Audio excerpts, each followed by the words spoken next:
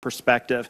I think the most important perspective that we need to keep is to understand the fundamental strategic dilemma that Islamic extremist groups have faced from the beginning, whether it's Islamic Jihad in Egypt, or the Armed Islamic Group in Algeria, or Al-Qaeda in the 2000s, or ISIL today. And that fundamental strategic problem is that while they do absolutely have the vision that General Flynn described, the characteristics that General Flynn described, and that extreme dogmatism, the vast majority of the Muslims of the world do not agree with them, and they have failed every time they have attempted to reach out and to mobilize the world's Muslims on their side.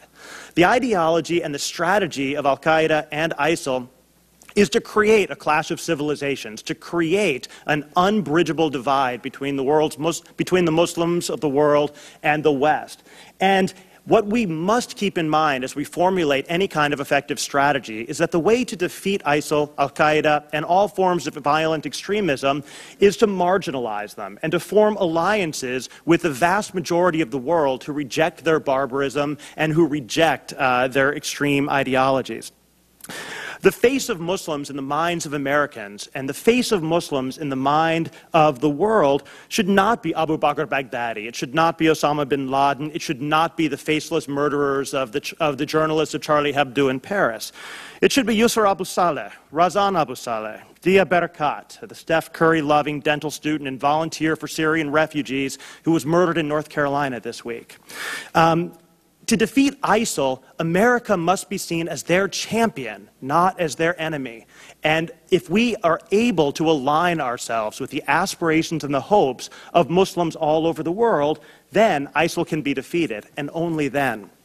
And so I do not disagree with General Flynn's characterization of the threat posed by ISIL, but I believe it's extremely important that we approach this threat from the perspective of the need to constantly seek to deflate their pretensions, to marginalize them, and to expose their extremism in the eyes not only of us, but of the Muslims who they seek to recruit, to mobilize, and ultimately to lead.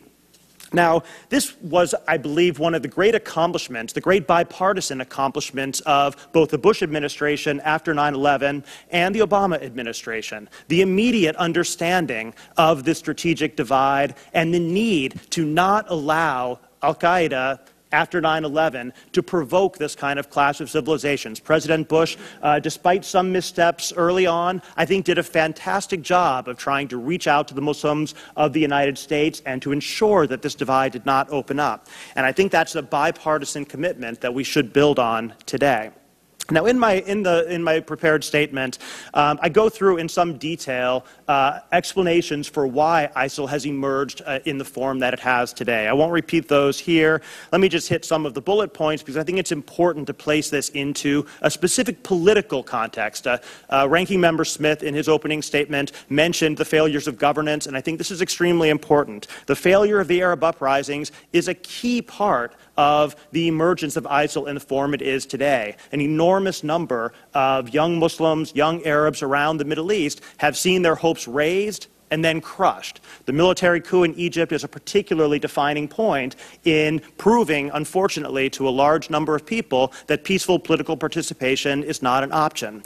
If we're going to respond to ISIL in the way, as again, I agree with General Flynn that we must, we need to address those underlying causes of despair, of alienation, and the absence of alternative paths, which is building the possible pool of recruits for ISIL. That includes reversing the sectarian misgovernment of Iraq. It includes trying to find some kind of peaceful de-escalation of the war in Syria.